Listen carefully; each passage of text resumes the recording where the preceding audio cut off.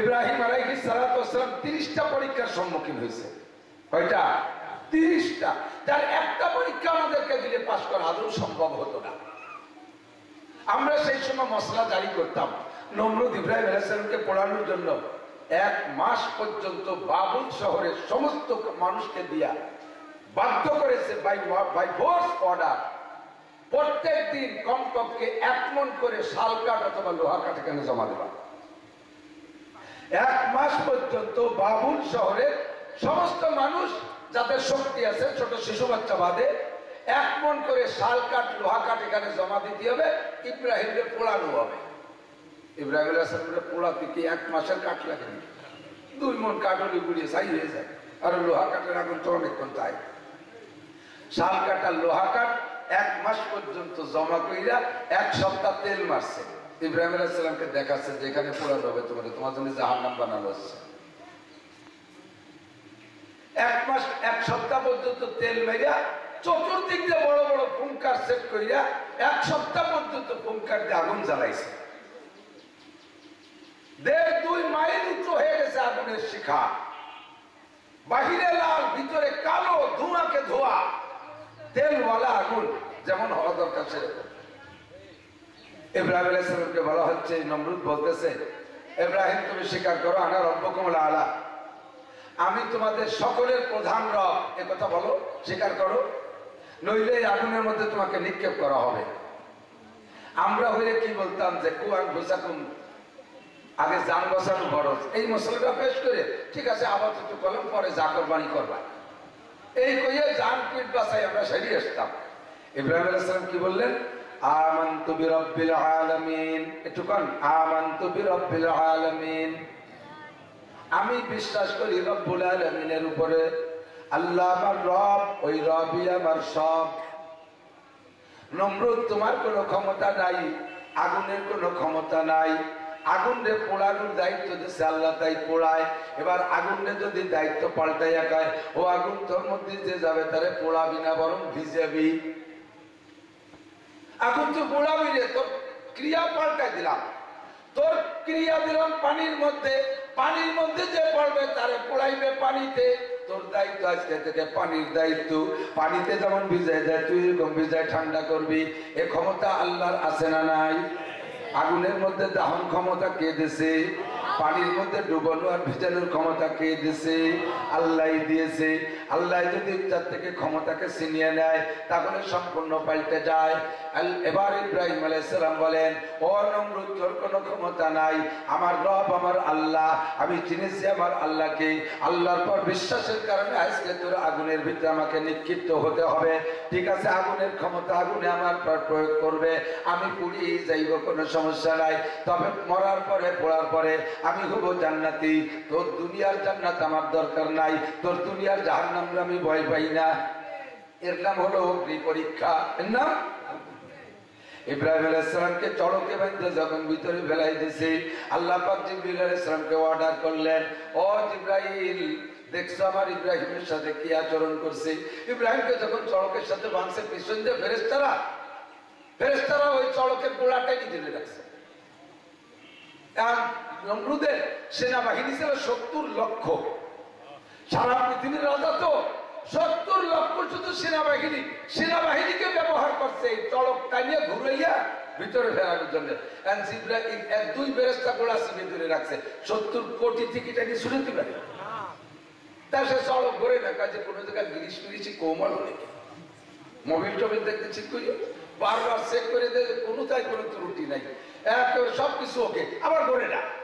কেন করে না এটা তো নমরুদকে 14 গোষ্ঠী জানবে না, কিন্তু জাননেওয়ালা আবার আরেকজন আছে, তার নাম মিস্টার ইবলিস। কি ইবলিস? একটু মিস্টার দিয়ে কর, হযরত মাওলানা ইবলিস না, মিস্টার ইবলিস। ও মিস্টার যাইয়া নমরুদ বলতেছে সার কাম হবে না, এগুলা বিশাল বিশাল মস্তানে ধরে রাখছে, আপনার মস্তানরা টেনে ছুটতে পারবে না। ছুটবে কিভাবে? ওর থেকে ছুটে দিলে পদ্ধতি কি সিস্টেম শিখাই দিছে। কয় ফেরেশতারা থাকে না কোন কোন জায়গা, যে জায়গা মারাত্মক ধরনের গুনাহ হয় ও জায়গা ফেরেশতা থাকে না। তাহলে ও জায়গাটা গুনার পরিবেশ করতে হবে। কি? মদের আড্ডা, গাজার আড্ডা, ইয়াবার আড্ডা, ফেন্সিডিলের আড্ডা, কারণ না ওগুলো না। ও জায়গা সবচাইতে একটা নোংরামি করতে হবে। আপনার উম্মতের ভিতরে থেকে 40-80 জন যুবক যুবতী দিয়ে ওখানে অপকর্মের একটা ব্যবস্থা করতে হবে। নমরুদ বললেন, নো প্রবলেম, এটা কোনো ঘটনাই না, আমার হুকুমে গোলাম। চলে আসো, এটা একেবারে টাটকা টাটকা 40-80 জন যুবক যুবতী চলে আসো। যুবকরা তো রেডি, মেয়েরা তো আসতে চায় না। স্যার এই জায়গাতে আকাম করলে মানুষের মধ্যে ধরা পড়ি, তো জীবন বই আমাকে সে বিয়ে সাথে তো হবে, করিয়ে খাবো কি? তোকে আমি কার্ড দেব, আমার এই রেশন কার্ড তোরা নিয়ে আসবি, সবার চাইতে তোদেরকে আমি মাল বেশি দেবো। কার্ড কিসের হবে? সকলকে টোকেন দিয়েছে, স্বর্ণের টোকেন। এটি কপালে লাগাবি আর ওইটা লাগায় আসবি, আমি বসবো যে তোরা সে আন্তর্জাতিক খ্যাতি সম্পন্ন ব্যবসা, তোরা সেই 40 জন বিশ্ববিখ্যাত বদমাশ মহিলা, আমি সিনে তোদের মাল বেশি দেবো। তারা রাজি হয়ে গেল, অন্যায় শুরু হয়ে গেল। জিবরিল আর মিকাইল চড়কের গোড়া ধরা ছিল, লজ্জায় ছেড়ে দিয়ে চলে গেল। আল্লাহ, আর তো হয় না, একান্ত থাকা যাচ্ছে না। আল্লাহ বলেন, চলে আসো, তোমাদের কাজ শেষ, এখন থেকে কাজ হবে আমার। জিবরাইলকে বললেন, তোমার কাজ আরেকটা নতুন কাজ আসতেছে। এই যখন চলক ঘুরবে ঘুরবে বাপ, এর মধ্যে শয়তান যাইয়া নমরুদে আর এক বুদ্ধি দিতেছে। ইব্রাহিমের গায়ে যে জামা কাপড় আছে না, ওর মধ্যে কিন্তু জাদু, ওই জামা সহ বেলালে কিন্তু বলবে না। তার মানে ইব্রাহিম আলাইহিস সালামকে ব্যবস্থা করে আরেকটা বেইজ্জতি ল্যাংটা করার একটা প্ল্যান। নমরুদ যাইয়া জামা কাপড় খোলার অর্ডার দিয়ে দিল। আল্লাহ পাক বলেন, জিবরাইল কাল বিলম্ব হবে না, আমার খলিল, আমার বন্ধু অগ্নি পরীক্ষায় পাস, তার গায়ের থেকে নমরুদ একদিক থেকে কাপড় খুলবে আর একদিক থেকে তুমি তার কাপড় পরাই দিবা, খুলবে তার গায়ে থেকে দুনিয়ার কাপড় পরাই দিবা, তার গায়ে জান্নাতের কাপড়। আল্লাহ এত তাড়াতাড়ি আমি কিভাবে জান্নাতের কাপড় নিয়ে আসলাম, তুই যে আবার তো চড়ক চালিয়ে দিয়ে দাঁড়াইছে। আল্লাহকে তা জানি তোমারে তো আমি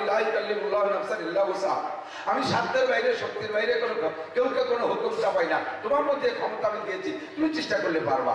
জিবরিল আলাইহিস সালামের দুইটা ডানাকে এমন করে বাড়ি মারলে, বুখারী শরীফে সেদিন পড়াইছি, দুইটা ডানাকে একবার বাড়ি মারলে 1 সেকেন্ডে 1,86,000 মাইল যায়।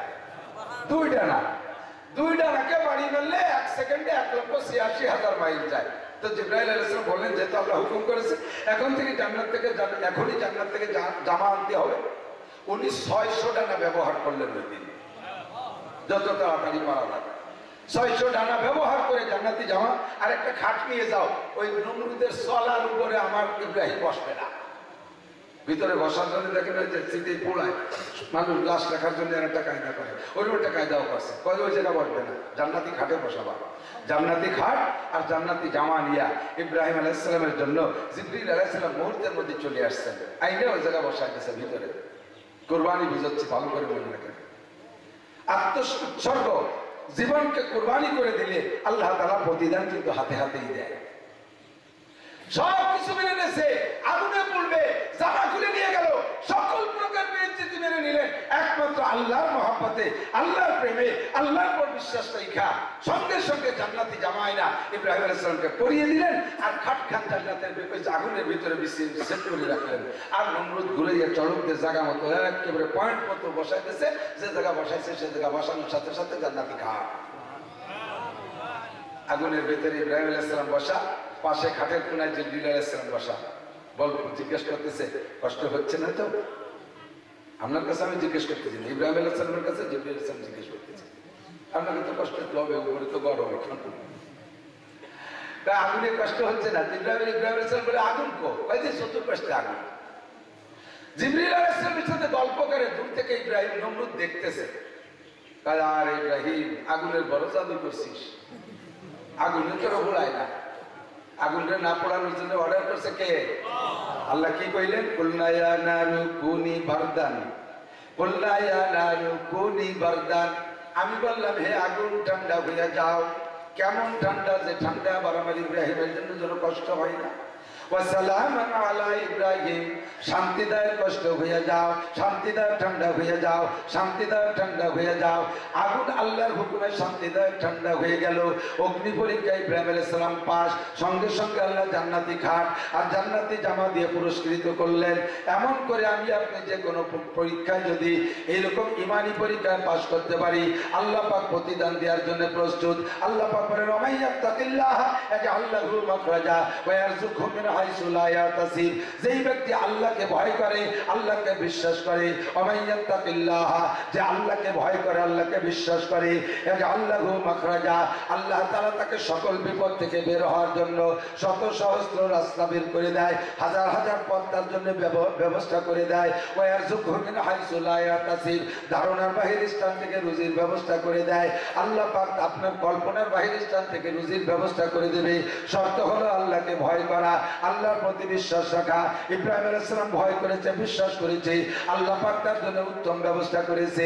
অবশেষে যায় ইব্রাহিম আলাইহিস সালামের বয়স যখন 98 বয়স, এই যে গন্ডগোলগুলো চলতেছে নমরুদের সাথে, এর সময় ওনার কোনো ছেলে মেয়ে নাই।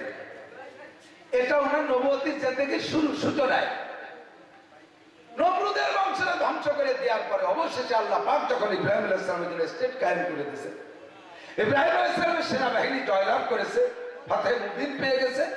বয়সের শেষকালে আইসা তখন দুনিয়া আর কোনো নবী রাসূল ছিল না, শুধু ইব্রাহিম আলাইহিস সালাম একাই রাসূল। এখন ইব্রাহিম আলাইহিস সালামের বয়স 98 আর ওনার স্ত্রীর বয়স 88 বা 90, এই 8-10 বছরের ডিফারেন্স। এই মুহূর্তে আল্লাহ পাক রব্বুল আলামিন বললেন ইব্রাহিম আলাইহিস সালাম দোয়া করলেন, আল্লাহ আমি তো চলে যাব, আমার কোনো সন্তান নাই, পরবর্তীতে নবুয়তির কাজ আমার এই কাজ ধরে রাখার জন্য জিম্মাদারি পালন করবে কে? আল্লাহ যদি আমার একটা সন্তান হতো। আল্লাহর পক্ষ থেকে ইলহামি দোয়া আসছে, রব্বি হাবলি মিনাস সালিহিন, কোরআন শরীফে আছে, রব্বি হাবলি মিনাস সালিহিন, আল্লাহ আমার একটা নেককার সন্তান দাও। দোয়া করলেন ইব্রাহিম আলাইহিস সালাম, আল্লাহ কা ফাবাশশারনাহু বিগুলামিন হালিম, আমি তাকে একটা কঠিন ধৈর্যশীল সন্তানের তাকে সুসংবাদ দিলাম। সন্তানটা তো হবেই হবে, সাথে হবে বিশ্বসেরা ধৈর্যশীল, সন্তানটা হবে বিশ্বসেরা ধৈর্যশীল। ফাবাশশারনাহু বিগুলামিন হালিম। এবার ইব্রাহিম আলাইহিস সালামের ওই সময় চুলদাড়ি সব পাইকা গেছে, ওনার স্ত্রীরও আয়েশার বয়স এসে গেছে। নারীদের গর্ভধারণ করার বয়স সর্বকালে 55 বছর বয়স পর্যন্ত। আমরা কিতাবে যা পাই, মেডিকেল সায়েন্সের বিজ্ঞানীরা, ডাক্তাররা এটাই আবিষ্কার করেছে। ব্যতিক্রম 2-1 জন থাকতে পারে, এর আগেই বন্ধ হয়ে যায়, আবার তো 60-70 বছর পর্যন্ত ধারণ ক্ষমতা পায়। স্বাভাবিকভাবে 55 বছর বয়সের পরে মাসিক বন্ধ হয়ে যায়, এরপরে আর সন্তান ধারণ করার ক্ষমতা থাকে না। ইব্রাহিম আলাইহিস সালামের স্ত্রীর বয়স সেই বয়স পার হয়ে চলে গেছে। আল্লাহ পাক রব্বুল আলামিনের কুদরতি কামেলার ক্ষমতা, যে কোনো বয়সে যদি সন্তান দেওয়ার ইচ্ছা করে আল্লাহ পারে কি পারে না?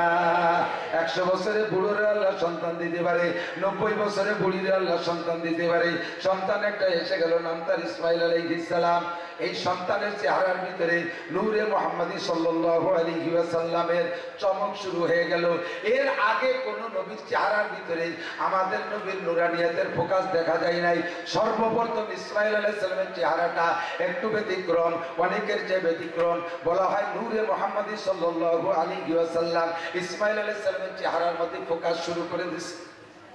এমন সুদর্শন সন্তান ইসমাইল আলাইহিস সালাম, জগতে অমন সুদর্শন সন্তান এর আগে আর কেউ দেখে নাই, এত সুস্থির সুদর্শন। আল্লাহু আকবার। বাচ্চা যখন জন্ম নিয়েছে, আমার দিক থেকে মানুষের, আমাদের সকলের তো কম বাচ্চা কাচ্চা হয়েছে।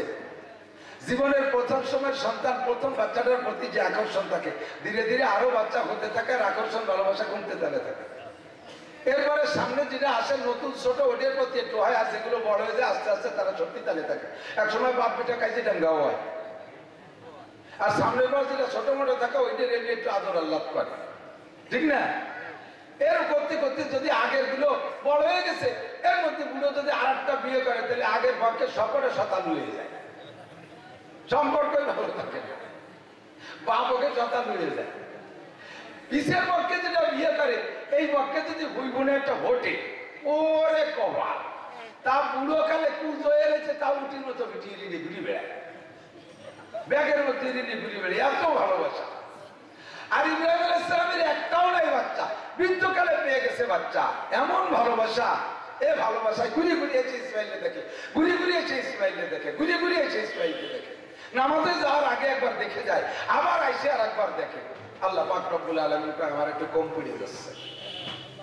আগে তুমি খালি আমার দিক তাকাইতে, আমার দিক দেখতে উপরের দিক তাকাইতে, আর এখন নিচের দিক তাকাচ্ছ বেশি, উপর দিক তাকানো কম হয়ে যাচ্ছে। আল্লাহ পাক আমার ভালো দেখতে চায় না, ওই বাচ্চা বাড়ি রাখতে পারবা না। এটা সব পরীক্ষা, এটা সব কি বাচ্চারা সরাও বাড়ি রাখতে পারবা না, আমার কম পড়ে যাচ্ছে। আল্লাহর এই হুকুমে কোন জায়গায় রাখবো, নিয়ে যাও, যাইতে থাকো, যেখানে নামানোর দরকার সেখানে বলবো। জিবরিল আলাইহিস সালাম একটা বোরাক নিয়ে আসছে, জান্নাত থেকে বোরাক আইনা ওই বোরাকে ইব্রাহিম আলাইহিস সালাম, হাজের আলাইহিস সালাম আর ইসমাইল আলাইহিস সালাম 3 মাসের বাচ্চা মাত্র, কয়টা খেজুর আর একটু পানি দিয়ে, কিচ্ছা সবাই জানে না, সেটা একটু বলতেছি। যাইতে যাইতে যাইতে 3 বার মঞ্জিল দিয়েছে, 3 বার নামায় বোরাকের থেকে নামাইয়া জিবরিল আলাইহিস সালাম বলছে ভাই এই জায়গা, না আরো সামনে, ভাই এই জায়গা, না আরো সামনে, এই জায়গা, না আরো সামনে। যাইতে যাইতে বর্তমান যেখানে মক্কা কাবাগর হাজী সাহেবরা গেছেন, কাবার ল্যান্ডটাকে খেয়াল করেছেন, সমতল ল্যান্ড যেটা, তার থেকে কাবাগর কিন্তু অনেক নিচে, বিশাল একটা পুকুর তার মাঝখানে, ওই নিচে জায়গা। এই 2019 সালে হজে গেছিলাম, সেইবার দেখলাম বিশাল বৃষ্টি, ওই বৃষ্টিতে কাবার সেহেনে যেখানে মাথার তওয়াফ করা হয় হাঁটু পানির বেশি জমে গেছে। আরো জায়গা আরো ছাদ দিয়ে নিচে জমজম কূপ ছিল, তার উপরে ছাদ দিয়ে উঁচু করছে, তারপরও ওই জায়গাটা ল্যান্ড ফ্লোরের থেকে প্রায় 20 ফিট নিচে হবে, চতুর্দিকে পাহাড় আর পাহাড়। এই জায়গাটা রাইখা এখানে থাকতে হবে, কিচ্ছু নাই, কাবাঘর ছিল না তখন। নূহ আলাইহিস সালামের বন্যায় কাবাঘর ভাঙিয়ে তছনছ চলে গেছে, শুধু পুতাটা আছে, ভিটেটা আছে, এখানে থাকবে। রেখে চলে যাচ্ছেন ইব্রাহিম আলাইহিস সালাম, মনে চায় যাইতে, কন কেমন পরীক্ষার পরীক্ষা, শত শত মাইলের ভিতরে কিচ্ছু নাই, পাহাড় আর পাহাড়, পাহাড়ের ভিতরে পাহাড়ি প্রাণী আছে, এর ভিতরে রেখে দিতে হবে একটু পানি, অল্প কটা খেজুর। তো ইব্রাহিম আলাইহিস সালাম তো বলে যাইতে পারতেছেন না, ভিতর থেকে ফোপায় ফোপায় উঠতেছে কান্না, বলে যাওয়ার ক্ষমতা আসতেছে না, তো ফিরে চলেই যাইতেছে, বলতে পারতেছে না। চলে যখন যায়, হাজী সাহেবরা গিয়েছেন শাহরে ইব্রাহিম খলিল, একটা রাস্তা আছে ইব্রাহিম খলিল রোড, ওই রাস্তা দিয়ে উনি বেরোয় চলে যাচ্ছিলেন। ওই রাস্তা দিয়ে যখন যায় রওনা দিছে, তখন যাইতে যাইতে পিছন দিয়ে ডাকতেছে, হাজেরা তার ডাক শোনে না। শেষমেশ যেই পাহাড়ের মোড়ে যাইয়া আর পিছনের দিক তাকাইলে দেখতে পারবে না এমন পরিস্থিতি এসে যাচ্ছে, ওই মোড়ের আগে শেষবারের মতো একটু দেখার জন্য পিছন দিক ফিরলেন, হাজেরা ডাকে, ইয়া খলিল আল্লাহ, হে আল্লাহর খলিল ইব্রাহিম, আতাদরুনা বিআমরিল্লাহ, আপনি কি আল্লাহর হুকুমে আমাদেরকে রেখে যাচ্ছেন, না আমাদের কোনো আচরণে কষ্ট পেয়ে বেঁধে রেখে যাচ্ছেন? ইব্রাহিম আলাইহিস সালাম বললেন, বিআমরিল্লাহ, আমি তোমাদের পর কোনো রাগ না, কলিজার টুকরা সন্তানের পর তো আমার বিশাল ভালোবাসা, তুমি আমার স্ত্রী, আমার অন্য স্ত্রীর পেটের সন্তান নেই, তোমার পেট থেকে সন্তান, কাজেই তোমার প্রতি ভালোবাসা পরিপূর্ণ, কোনো সমস্যা নেই, আল্লাহ আমাকে হুকুম করেছে। হাজের আলাইহিস সালাম বললেন, যেমন নবী সেরকম তার স্ত্রী, আল্লাহর হুকুমে যদি হয় তাহলে রেখে যান, কোনো অসুবিধা আমাদের হবে না, আপনি টেনশন করেন, আপনি চলেই যান। ইব্রাহিম আলাইহিস সালাম শেষবারের মধ্যে 1 নজর টাকা 2 ফোঁটা পানি চোখ থেকে বেরিয়ে আসলো, কাঁদতে কাঁদতে চলেই গেলেন। একটানা 13 বছর কোনো ফোন নাই, মোবাইল নাই, চিঠি নাই, কোনো খবর নেই, আছে না মরছে, বাঁচছে না গেছে, কি হালাত আল্লাহ জানে। কাফের মুশরিকরা ওই জায়গায় আক্রমণ করলো কিনা, এরপরে কোনো শত্রু দুশ্মনে তাদেরকে অপহরণ, ধর্ষণ ইত্যাদি অনেক নোংরামি হলে হতে পারত। বাচ্চারা এত সুদর্শন নিয়ে গোলাম হিসেবে বিক্রিও করে দিতে পারে, কি টেনশন বলেন তো। এসব আল্লাহর পরীক্ষা, এরকম পরীক্ষা 30টার ভিতরে এটাও একটা। 13 বছরের মাথায় যাইয়া স্বপ্নে দেখতেছে যে উনি জবাই কুরবানি করতেছেন, অনেক কিছু কুরবানি তো দেখলেন, 3 বার উনি গরুকে জবাই করেছেন, একটা বারও আল্লাহর পক্ষ থেকে রেজাল্ট আসে না যে হ্যাঁ এটাই যথেষ্ট, এরপরেও আবারও দেখে জবাই করতেছে। এইবার জবাইটা সরাসরি দেখাই দিলেন যে তুমি ইসমাইলকে জবাই করতেছো, বুঝে ফেলাইছে আল্লাহ, তাহলে তুমি তো প্রথমবারই আমাকে এভাবে দেখাইলে পারতে, হুকুম করলেও পারতে, তুমি স্বপ্নে না দেখা ডাইরেক্ট আদেশ করতে। আল্লাহকে ডাইরেক্ট আদেশ করলে জবাই করাই লাগতো, ডাইরেক্ট আদেশ করি নাই, জবাই করা লাগবে না, এটা আমার জেহেনে আছে, আমার জানা আছে, ইব্রাহিম ইসমাইলে জবাই করা লাগবে না, কিন্তু ফাঁকে তোমার পরীক্ষা হতে হবে। চলে গেছে স্বপ্নে দেখা, তরবারি একখান বগলে চাদরের নিচে লিয়া কয়েক হাজার কিলোমিটার পথ হাইটে যাইয়া এরপরে যাই দেখে যে ইসমাইল আলাইহিস সালাম সে সময় বেশ মোটামুটি 13 বছরের যুবক, আরো পশ্চিমের একটু বলিষ্ঠ হয়, আরো নবীর বংশের ছেলে, আরো পরবর্তীতে নবী হবে, সমকালীন যিনি নবী হন, ওই জামানার সবচাইতে বিশ্ববিখ্যাত 40 জন যুবকের শক্তি অথবা 30 জন যুবকের শক্তি ওই নবীর দেহের ভিতরে আল্লাহ তাআলা দিয়ে দেয়। বডিগত দিক দিয়ে এরকম সুঠম হয়ে থাকে, টল টল করে বড় হয়ে উঠছে 13 বছরের বাচ্চা। বাইরে বসে মার ঘরের চাল তৈরি করবে বিদায় প্রত্যেকে খেজুরির ডাল সংগ্রহ করিয়া ওই দাও দিয়ে চাইছে চাইছে চটা বানাচ্ছে। যাইয়া ইব্রাহিম আলাইহিস সালাম কাছে কাছে যাইয়া বাসায় ঢোকে নাই, বাইরে ছেলেটারে পাইয়া সন্দেহ করতেছে। 13 বছর আগে 3 বছর 3 মাসে পোলা রেখে গেছে, এখন 13 বছর বয়সে কত বড় হয়ে গেছে, চিনারটা মুশকিল না? চিনাই কথা না, কাছে যে সালাম দিয়ে আসসালামু আলাইকুম ইয়া বুনাইয়া মানান্তা, ও বাবা তুমি কে? বললি তো পারতো যে আমি ইসমাইল, আপনি কে? আমাদের দেশের নিয়ম, আমাদের দেশে পোলা বান্ডা যদি জিজ্ঞেস করে বাবা তোর নাম কি, তুই কিরা, তাতে আমার দরকার, আমাকে পোলা বান্ডা কয় তাতে আমার দরকার, আপনার কাছে আমার নাম করতে হবে, আপনি কোন জায়গার কেটা? আরে বাচ্চারা জবাব দেয়, কি কয়? ওয়ালাইকুম সালাম, ওয়ালাইকুম সালাম, ইসমি ইসমাইল ইবনে ইব্রাহিম খলিলুল্লাহ, জোরে কোন সুবহানাল্লাহ। আমার নাম ইসমাইল, আমার আব্বার নাম ইব্রাহিম খলিলুল্লাহ। আমার নাম ইসমাইল, আমার আব্বার নাম ইব্রাহিম খলিলুল্লাহ। শুধু ইসমাইল বলে চিনি কি চেনে না, নামের সাথে বাপের পরিচয় দিলে চিনতে যাতে অসুবিধা না হয়। স্কুল নাই, কলেজ নাই, কেজি নাই, কিন্ডারগার্টেন নাই, প্রাইমারি নাই, হাই স্কুল নাই, মাদ্রাসা নাই, মক্তব নাই, কোনো শিক্ষালয় নাই, বিদ্যালয় নাই। মায়ের কোল থেকে, মায়ের কাছ থেকে প্রাথমিক শিক্ষা পেয়েছেন। পরিচয়টা কিভাবে বলতে হবে সুন্দর করে ছোট বাচ্চা শুনাই দিলেন। ইব্রাহিম আলাইহিস সালাম জড়িয়ে ধরে বুকের সাথে লেগে লাগায় বলতেছেন, ওয়া ইয়া বুনাইয়া আনা আবুকা ইব্রাহিম খলিলুল্লাহ আলাইহিস সালাম, বাবা আমি তোমার আব্বা ইব্রাহিম খলিলুল্লাহ আলাইহিস সালাম। বুকের সাথে জড়িয়ে ধরে গোলাগুলি আর কোলাগুলির ভিতর দিয়ে কয়, বাবা আল্লাহর হুকুম হয় নাই তাই আসতে পারি নাই, রেখে গেছি তোমাদেরকে আল্লাহর হুকুমে, আসছি আবার আল্লাহর হুকুমে, এতদিন অনুমতি পাই নাই তাই আসতে পারি নাই রে বাবা। তবে এসেছি একটা স্বপ্ন দেইখা, ইন্নী আরা ফিল মানাম আন্নী আসবাহুকা ফানজুর মাযা তারা। ও বাবা, আল্লাহ পাক আমাকে স্বপ্নে দেখাইছে আমি তোমারে জবাই করিতেছি, মাযা তারা, এ ব্যাপারে তোমার রায় কি, তোমার মতামত কি একটু বলবা? আমাদের ছেলে হইলে কি বলতো, বাবা তুমি 13 বছর খবর নাও না, 13 বছর পরে স্বপ্নে এই দেখে আইছো, একটা ভালো কিছু স্বপ্ন দিয়ে আসতে পারবে, তুমি দেখে আসবা যে আমার তুমি মাস্টার একটা দালান দিচ্ছো, ওই বছর কিছু করিয়ে দিচ্ছ, তাই দেখে আসবা, তুমি আমার জবাই দেখে আইছো, তাও আমার কাছেও আছে একটা, আসো কিনা কারো জবাই দিতে পারি, আমাকে বলো আমার তাই কিন্তু কথা কন না কেন? জীবন শেষ করে দিয়ে কামাই রোজগার করিয়ে খাওয়াইয়া, রক্ত পানি করে খাওয়াইয়া, সেই সন্তানের আব্বা আমার ইজ্জতের দিকে তাকায় না, আব্বা আমার জানের দিকে তাকায় না, কথা বল ঠিক না? আর এই ছেলের কিছু দেয়নি, 13 বছর পরে সেখানে তোমার জবাই দিতে গেছি। ছেলে কয় আব্বা যদি স্বপ্নে দেখে থাকেন নবীদের স্বপ্ন ওহী, আর আপনি আল্লাহর খলিল, আপনার স্বপ্ন বিলকুল ওহী, এ জায়গা কোনো পরামর্শের দরকার নেই।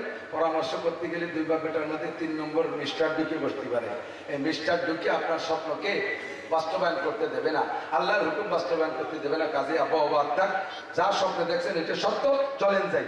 ওই জায়গা থেকে ডাইরেক্ট চলে গেছে, যাইয়া যা করার ইচ্ছা, লম্বা বলতে গেলে আমার মূল কথা কম পড়ে যাবে, তা আমি বলতে চাইছি যে এই জায়গা সন্তান জবর যে মাসালাটা বলেন, ফালাম্মা আসলামা ওয়াতাল্লাহু লিল জাবির, যখন কাইদ কইরা শুয়াইয়া জবাই করার জন্য বিলকুল ছুরি চালাইছে, ইব্রাহিম আলাইহিস সালাম চোখ পাইতে দেখতে পারবে না বিধায় ইসমাইল আলাইহিস সালাম বলছেন, আব্বা আপনার চোখ বেঁধে নেন আগে, আব্বা আমার হাত পা বেঁধে নেন। কে বাবা তুই কি দৌড়ে চলে যাবে নাকি আমি জবাই করতে গেলে?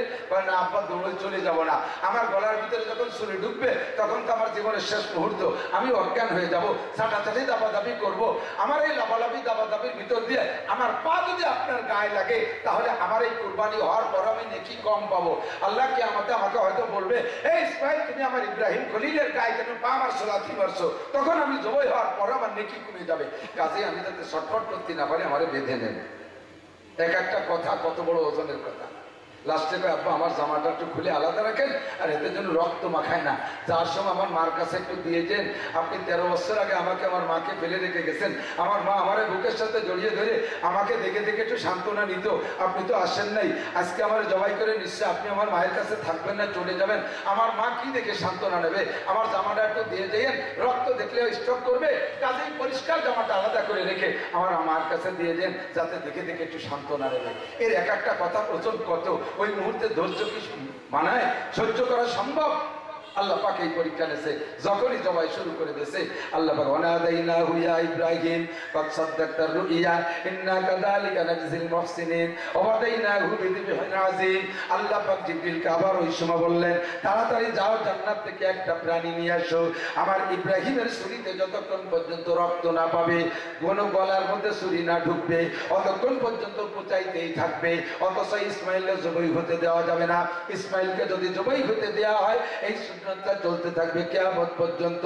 ইব্রাহিমের এই সুন্নাত তাহলে প্রত্যেক আব্বার উপরে ওয়াজিব হয়ে যাবে নিজের প্রথম সন্তানকে কুরবানির সময় জবাই দেওয়া। আর এটা তো আমার বিধান না, এটা হবে না। কাজে ইব্রাহিমকে জবাই থেকে যদি ফিরাইতে হয়, তার ছুরি চালানো থেকে যদি ফিরাইতে হয়, ইসমাইলের জান বাঁচাইতে হয়, এক্ষুনি ইব্রাহিমের ছুরির নিচে একটা জান্নাতি প্রাণী ধরো। জিবরিল আলাইহিস সালাম দৌড়ে গিয়ে জান্নাত থেকে একটা দুম্বাই না ইসমাইলকে পা ধরে টান দিয়ে সরাইয়া ছুরির নিচে ধরছে। আর গলার ভিতরে ফস করে ছুরিটা ডুবে গেছে। জবাই কার্যক্রম সম্পন্ন হয়েছে। খুশিতে ইব্রাহিম আলাইহিস সালাম চোখ খুলছে যে আমি আল্লাহর হুকুম বাস্তবায়ন করেছি। তখন উনি জানে না যে দুম্বা জবাই করেছে, তখন উনি জানে যে ইসমাইল জবাই করেছে। পরীক্ষায় পাস না ফেল, পাস না ফেল। আল্লাহ পাক রব্বুল আলামিন বলেন, ওয়া ইযিবতালা ইব্রাহিম রাব্বুহু বিকালিমাতিন ফাআতাম্মাহুন্না। আমি যতবার ইব্রাহিমকে এমন পরীক্ষা নিয়েছি, অতবার আল্লাহ তাআলা বলেন যে আমার ইব্রাহিমকে আমি কৃতকার্য দেখেছি, পরীক্ষায় পাশ করেছে, যার বিনিময়ে তাকে আমি বানাইছি, যা আমি তাকে গোটা মানব জাতির ইমাম বানাইছি, তাকে মুসলিম জাতির পিতা হিসেবে ঘোষণা দিয়েছি। জোরে কান সুবহানাল্লাহ। দুনিয়ায় আঞ্চলিকভাবে জাতির পিতা থাকে। পাকিস্তানিরা কায়েদে আজম জিন্নাহকে জাতির পিতা বলে, বাংলাদেশে আমরা বলি বঙ্গবন্ধুকে যারা বলে, আর এক দেশে আরেকজনকে বলে। কিন্তু ইন্ডিয়া তো আঞ্চলিক জাতির পিতা হতে পারে। বিশ্ববিখ্যাত একেবারে আমেরিকা থেকে জাপান পর্যন্ত সারা দুনিয়ার মুসলিম জাতির পিতা কিয়ামত পর্যন্ত যার নাম ঘোষণা, তিনি হলেন ইব্রাহিম খলিলুল্লাহ আলাইহিস সালাম। ঠিক কিনা? তাহলে ইনার কুরবানির বদৌলতে ইসলাম জিন্দা হয়েছে, ইসলামের নামকরণ পেয়েছি।